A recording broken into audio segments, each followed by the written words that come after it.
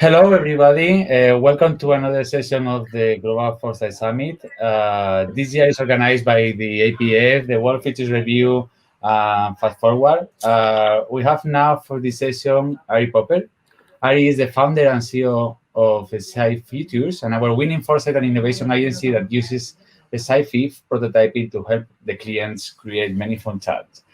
Welcome, Ari. We are really, really happy to have you this year in the Global Foresight Summit. Thank you. Thanks so much for having me. Hello, everyone. I am Ari Popper. It's a pleasure to be here. I am joining you from Denver, Colorado. Finally being able to travel again, which is great. So I'm in my hotel room. But I'm really excited to share with you today some of the insights and learnings that we've had as a foresight and innovation agency over the last 9 years. I'd love to talk to you today about kind of the skill sets, the mindsets, the competencies that we've learned that are essential to create meaningful change. So what I've done is I've prepared a short presentation, just take you through a little bit about our company, Sci-fi Futures, but also about, like I said, the type of people power that we need to do really meaningful work and transformative work. So I'll talk for maybe 10, 15, 20 minutes. And then once I'm done, I'd be happy to take any questions. And so thanks so much. I'm looking forward to taking you through it. So when I was a little boy, about 9 years old, 8 years old, my parents gave me this gift of these Star Wars toy figurines. And I didn't realize it at the time, but Star Wars and science fiction would change my life completely. I just loved being pulled into these future worlds and this world of imagination and what's possible. And I never ever realized, I never thought in my wildest dreams that I would found an agency that specializes in using science fiction as a transformative device. But here we are 9 years later and going strong, working with fantastic clients all around the world. And doing really meaningful work. So a little bit about Sci-fi Futures. On the left is kind of what most of our clients do, or most companies do. Our clients are using more our approach, but it's the idea of getting to more near-term innovation, near-term future. We kind of look at today's solutions. We follow the trends and see where they kind of might be going, and we focus on solving unmet needs. And that can get you some decent innovation, but it's usually not very transformative or radically disruptive, meaningful innovation. With our approach, we use what we call a future pull, or it's also called a future back approach, where we create these visions of the future, these transformative narratives of the future, science fiction futures, if you will, and then we work backwards from there to kind of figure out what to do today. And that generally gets us to more kind of transformative needs. So I think for a lot of people, hopefully on this call, on this presentation, that will feel quite familiar to them. So science fiction stories are really powerful. What they do is they give us alternative and plausible and possible and fantastical visions of the future.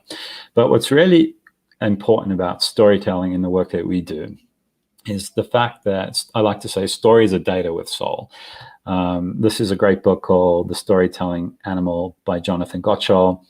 And this is a great quote from the book, and it really influenced me in the way I think about narrative and stories. This is from some research that was done at Ohio State University. And essentially, they had the same pieces of information, but they told one piece of information just factually, and the other they put it into a narrative, into a story. And what they showed through a scientific experiment was that people who got the information in a story were more likely to be influenced and have their beliefs about themselves and the world changed. And that's really powerful, because what it means is that when we tell stories, and the right types of stories, we change belief. We change belief in what's possible. And so when you work for a company like mine, it's all about changing belief. It's all about getting people to believe and to create visions that allow them to change their behaviors. So that's what sci-fi stories can do. And also stories give us meaning. This is the amazing Yuval Harari, and the famous quote, "The lives of most people have meaning only within the networks of stories they tell each other." So what's really important for us to understand, what stories are our clients telling themselves about the future, and how can we enrich those stories and make them more meaningful, more transformative. And this is a tweet. It's an old tweet now, but it comes from the fabulous Ed Finn, who's at ASU, and he tweeted, "We desperately need better stories. If we want to have better futures, we need to have better dreams." And that's absolutely true. So as Sci-Futures, what we're trying to do is we're trying to use storytelling as a device to create transformative innovation. So what stories do is they allow us to really manage complexity. They allow us to connect people, real people, hopes, needs, fears, wants, desires, with the forces of change, and that can be, the steep, whatever formula you want to use, and technology, and we can merge the two in a powerful and compelling narrative. And what that does is it gives people access to the future, to possible futures, to use the famous quote, to rehearse the future in a way that's meaningful and creates an emotional connection with it. And that in turn allows our clients to be able to almost peel back the curtain, kind of glimpse the future, be in the future, feel it, try it on, see what's right, see what isn't, and have a much better sense of where they could go and what they should be doing today. So this is just a quick example. It's an old example.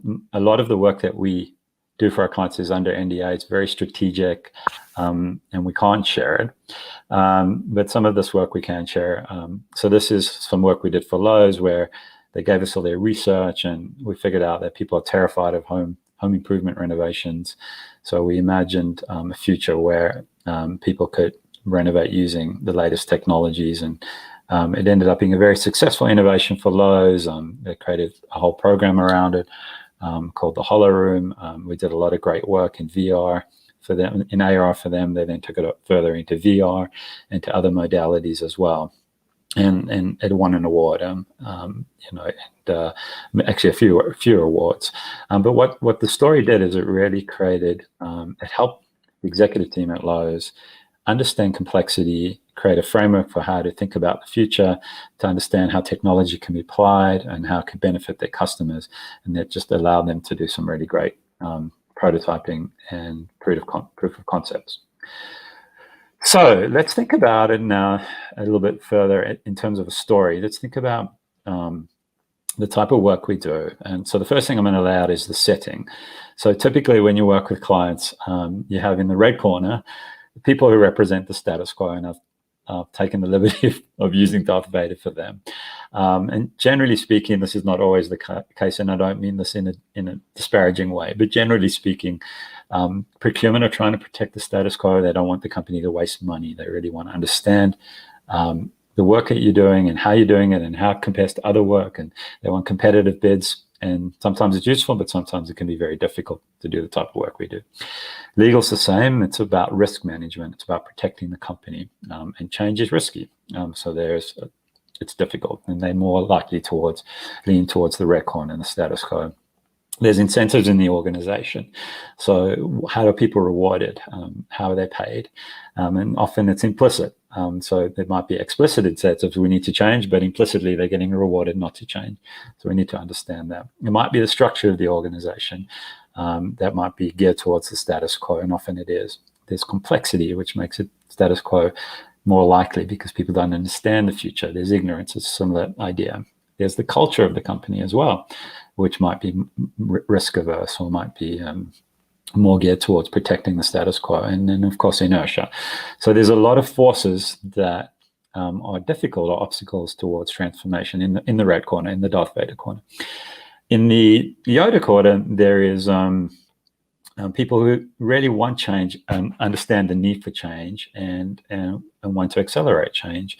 And again, there might be people on the left side of this, in the red corner, that are also in that side, but I'm just talking generally. I don't mean this in any offensive way. But generally, and I forgot to mention, middle management generally don't like change because that's their job, and their job is to do what they do and do it well. And by changing, you have to change their job, and sometimes that's risky. And generally speaking, middle management don't really like that.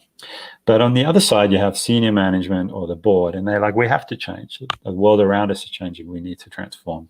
Junior executives, people coming, starting their careers, they're all about change. They want to create transformation. They want to work in places that are dynamic and exciting. There's the forces of change themselves, of course. Generally, people in R&D, I mean, they're working in the front lines and they're seeing change happen day to day. And then, the eccentrics, people who just like doing weird stuff and like change. So your client, who's the hero of the story, they say, well, my job is to create lasting and meaningful transformation that drives business growth. That's what they want to do. That's what they're charged to do. Those are the clients that generally hire us. So they say, well, I need a science fiction story. That's going to do it. So if only that were the case. Generally speaking, some of our clients, before they've come to us, they've tried it. They've tried this approach. They've created a sci-fi story, and they've wondered why the organization hasn't changed. And there's so much more to it than just having a great story. And so really what the client needs to do is find a way to move people in the red corner and to move people in the blue corner closer together. And a story, in my opinion, is an essential condition, something that's really important to help do that, but it's not enough. You need more. And so over the last 9 years, working with our clients in lots of different industries, we've kind of understood the different skill sets and mindsets that you need. And the truth is, bringing our clients into a transformative future is a bit like stretching an elastic band. If you don't pull it enough, the client doesn't move. So if you write a sci-fi story or a vision of the future that's too close in or too safe, you just don't create any friction. If you pull it too far out, it's going to snap. So, if you create this really fantastical future that even if it's grounded in the science and facts and emerging technologies, but it's so out there, the elastic band's going to snap.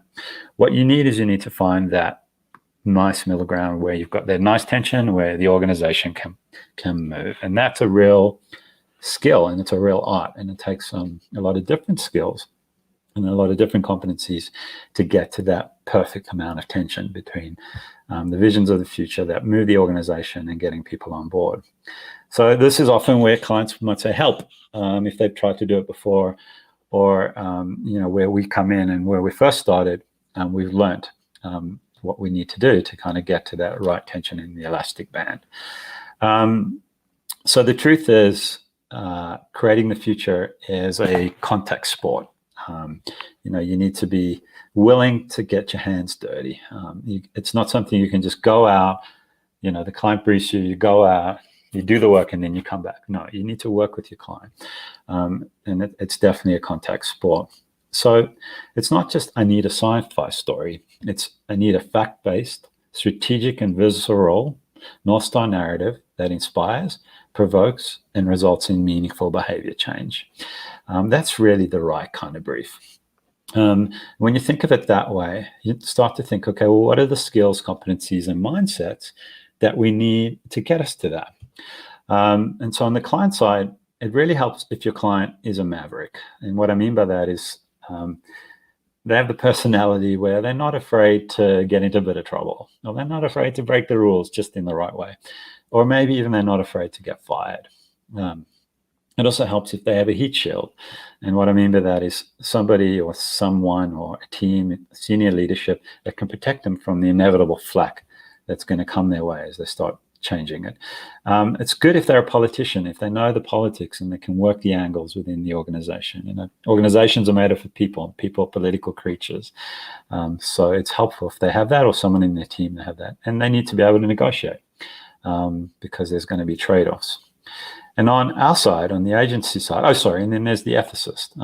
There needs to be somebody who can understand just because we need to do something, does it always mean we should? They need that kind of ethical mindset as well. It's super important. And on the agency side, we need researchers, people who can go out and scan and scout and find the content, find the trends. We need strategists. So we need people who can understand the client's business, understand business language, business lingo,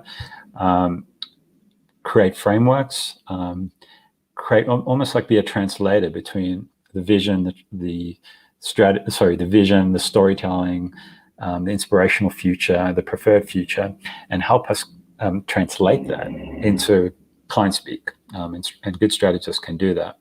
Obviously, you need visionaries. You need people who are able to imagine the future and bring it to life. You need technologists, people who understand technologies, engineers, people who understand emerging technologies. So that's super important in today's world. And then, of course, we need storytellers, people who can take all that information and make it sing, create an emotional connection to it. And I also, mean designers and illustrators as well. People who can create beautiful visions of the future that are future literate, but also connect with the client. You need producers, so people who can make all this happen. It's very difficult to do things that have never been done before. So we need excellent producers. And then we need what I call the client whisperers, so people who can, inevitably talk the client off the ledge when things get a little tricky, or, really understand the pain points of the client and translate that back to the agency team, somebody who's really good with clients, who can understand clients. So that's really it. I know it was really quick, but I did want to leave time for questions. If you're interested in learning more about Sci-Futures, and if there are any skill sets or competencies that you think you have that ideally has one or more of those that I shared, then please reach out. You can email me directly, or you can find us on Twitter. I'm also on LinkedIn. So thank you. So I'm going to stop right there and come back in. I see I have a lot of comments, lots of greetings. Perfect. So anyone has any questions, please, I think the way to do it is you pop it in the comments. Seeing some nice comments from Joyce.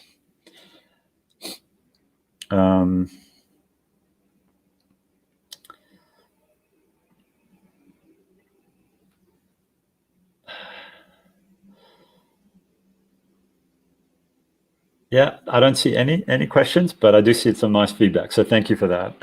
Yeah. I don't know if there is any question to Ari's presentation. By the way, it was really, really great.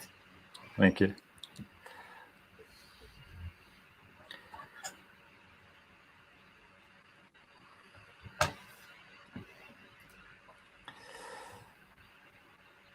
So, yeah, there is no questions. We'll finish here the session with Ari. Thank you, guys. Well, thank you so much for. There is a question from Joyce. She's asking, has there been a follow-up to the work done with Lowe's? So Lowe's, they're one of our earlier clients in the life stage of our company, and we helped them build the very first kind of innovation lab, and we did some initial prototyping for them for that lab, and then they went on and actually developed their own competency in-house and started to do like a whole bunch of other initiatives on their own. We didn't work with them after that. They kind of, instead of giving people fish, teach them how to fish, it was a bit like that. We taught them how to fish, and they kind of did their own fishing. And it's kind of been fun to see how they've evolved over time as well. Getting some questions now. Thanks for the feedback, guys. So do you actually get that ideal brief you shared? No, you don't. It's very rare where you get the ideal brief. You have to kind of almost co-create the brief with the client because they don't know, and you have to help manage their expectations, and that is part of the process as well. But it's true. Sometimes clients can say, I want a science fiction story because that's going to help me. And then you have to help them understand there's more to it than just the story. Let's see what else we got here. Can you tell us more about how you write your stories? That's kind of a little bit about IP, like what's the right type of story, how we write it, and how to make sure these stories are like strategic narratives rather than just stories. But yeah, there's kind of a secret sauce there, so to speak, that we've perfected over the last 9 years. But depending on what we need the stories to do, it will be the different types of stories that we write. How hard is to map or find the proper or connect with the clients? We've been around 9 years, so there's a lot of word of mouth now, which is really great, and these sessions like this help a lot. So I think we've been lucky enough to, clients kind of find us. But in the early days, I had a pretty good network from my career of clients, and I kind of worked my way in that way. But nowadays, we've been quite fortunate that clients know of SciFutures, and we have a good reputation, thank goodness. Can narratives create impact to change the status quo? How do you think they have an impact on society? It's a really great question. I think stories are the way we make sense of the world, personally. And a lot of times these stories are unconscious. We're not aware of them ourselves, but they are stories we play in our head. And organizations are the same. They have stories about the future. They might be not very future literate. They might be fearful. They might be ignorant. So what we want to do is create these enriched visions, North Star visions, that give organizations belief and hope, but important, connect them emotionally to the future. So they're very important. And, we try and create not, I'd say, utopian stories, but optimistic stories so that everyone benefits, that society benefits. And we try and steer our clients sometimes, explicitly towards positive futures, transformative futures, but sometimes we're a little sneaky. We'll kind of might take stuff out that has unintended effects, or we think will be quite negative, and kind of nudge it to a more positive future. And that's where I think ethics is really important. What is your work around culture transformation? That's a hard one to answer now, but I think we can talk more about it. The hero's journey, we've done a little bit of the hero's journey. There's some other types of storytelling that we use as well that's useful for organization. Hero's journey is certainly different. It's certainly one of those. Can you tell us about the participation of the client in the outlining of the story? We do work closely with our clients to make sure that we have the right elements for the story, because it's no good us just going out and creating a story that hasn't had client input. Like I said, it's a contact sport, so you have to be able to negotiate. The client might want to keep you a little more close in and a little safe, a little too conservative. You might want to really pull them out into the future and kind of freak them out. And somewhere in between is that happy medium, the elastic band. And that's if there's great trust with the client and great respect in the relationship, you can get to some lovely work. Let's see. What is the time frame before you'll use VR for immersive stories to understand and probe? VR is great, and we've used it for storytelling. We're actually using it right now with some of our clients in social VR to bring all our clients in and actually walk around and see the future. So we've created, working with some partners, to be able to actually take some of our content and put it up in VR and use VR to kind of socialize it. You can bring 3D assets in. You can create futuristic artifacts in VR. I think it's really coming online pretty soon. Do you default to digital or specific modality when you do these stories? It's another great question.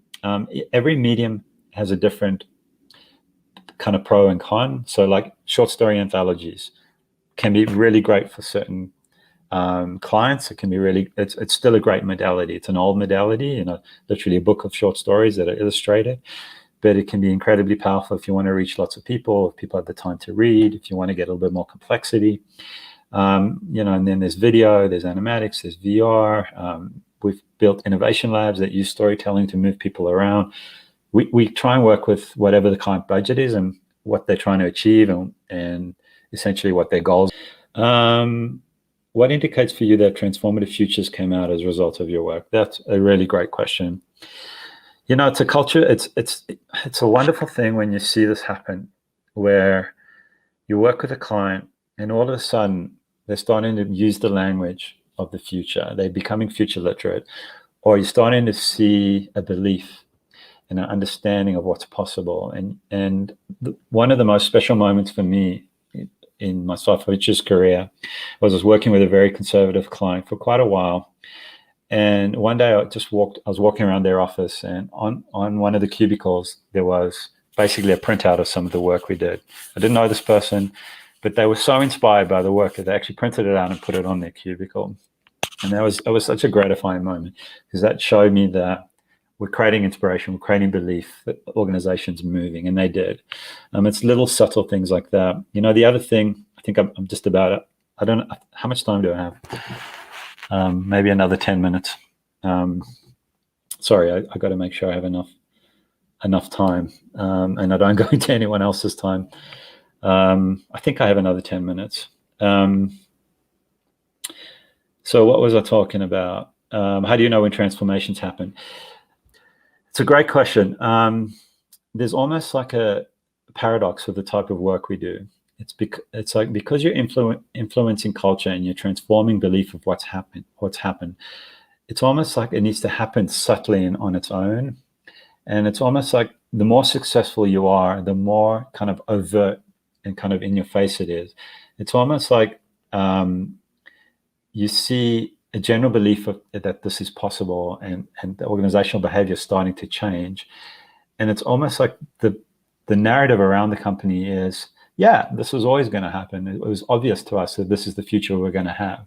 And that's not the case. But because you've been successful at our work and working with our clients, they've come to that realization almost on their own. So they wouldn't specifically say, yeah, it's because of this work that we're now an innovative company or a transformative organization. It's kind of implicit. It comes out implicitly or subtly. And it's very, very hard to express, but hopefully you understand the essence of it. It's a form of, I wouldn't say manipulation, it's not the right word, but it's a form of changing people's belief where they think they've come up with it themselves, rather than I'm doing it because somebody told me to. And it's much more powerful to create change and influence people by them wanting to do it themselves rather than telling them to do it.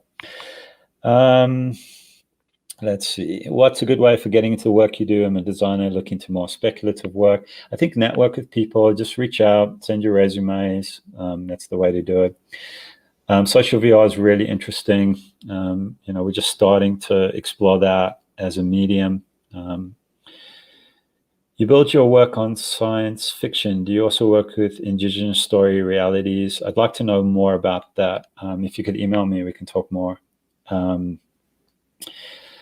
Yeah, I think that might be it on the question side. If anyone has any other questions, now would be the time to put them up. Hopefully this is interesting to you. We are looking for people who fit those skill sets and who are interested in doing this type of work. The way we work at SciFutures is we have a kind of freelance model where we work with a lot of freelancers. We also have about 300 science fiction writers around the world as part of almost like a community that we've profiled, and that we kind of choose. We don't choose all of them all the time, but we might choose some of them depending on the clients and the brief as well. So it's a great resource for us, but we're always looking for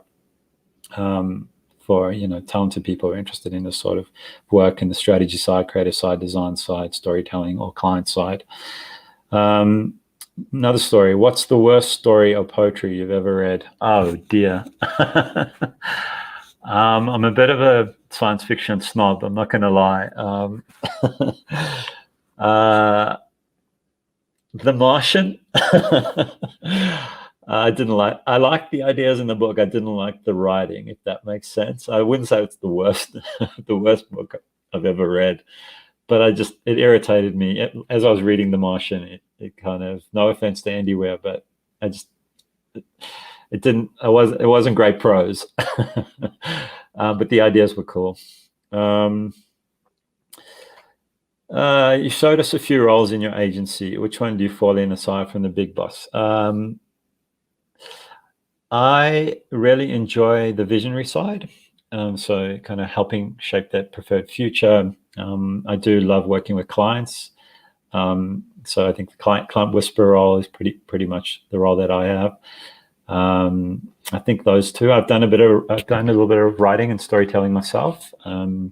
Before I started So Futures, I wrote science fiction kind of as an amateur, but I think it's the vision and the client whispering, I think, is probably what my team will say I probably do best. I am actively recruiting practitioners for our organization. Yeah, in that area, those areas that I showed you guys. You know, we tried the full-time employee model, and it was good for a while, but it's not. It's better to do freelance for us, because that way we can scale up and scale down. The way that we work is, generally speaking, we'll try new people out, and we'll try it in like a low risk kind of small scale way, like almost like a pilot. And if that goes well, then we'll kind of come back and give you lots of work. And that usually works well for us and for the people that we work with. So we're always open to working with talented people. What else? Let's see. I expect to be swamped. What are you reading now? Greenwood. It's a novel. I just started it. It's 2038, and Jacinda Greenwood is a storyteller and a liar. So I think it's a story. It's a book about the life of trees, and they look at the narrative devices. Trees have these rings, and each ring, as you can see, each ring represents a different age, and so each story is a different age. It's one story, but it goes through time from the past to the future. So it sounded like a cool idea. Do you present stories in other formats than writing and visuals? Yeah, we do. We use lots of different mediums. We've done a lot of video. We've done a lot of graphic novels. We've done short stories, digital anthologies. We've done. There's a ton of mediums, but again, we're always interested in trying out new ones. We've built future artifacts, innovation labs, experiential futures, VR. We're always looking to kind of new creative mediums as well to tell our stories. Again, it just depends on the budget that the client has, and it also depends on what they're trying to achieve with the work and who they're trying to reach. I think that's it. Thank you. Yeah. Okay, great. Wow, there weren't any questions, and then they were like, blah. Yeah, then they agreed with everything. Yeah. Thank you so much, Ari. Pleasure. Thank you for your time. It was great to have you. Thank you. And thank you to everyone for watching us. We are back in 8 minutes with the next session with Daria Lam from the Institute for the Future. Thank you again, Ari. See you very soon. Thank you, guys.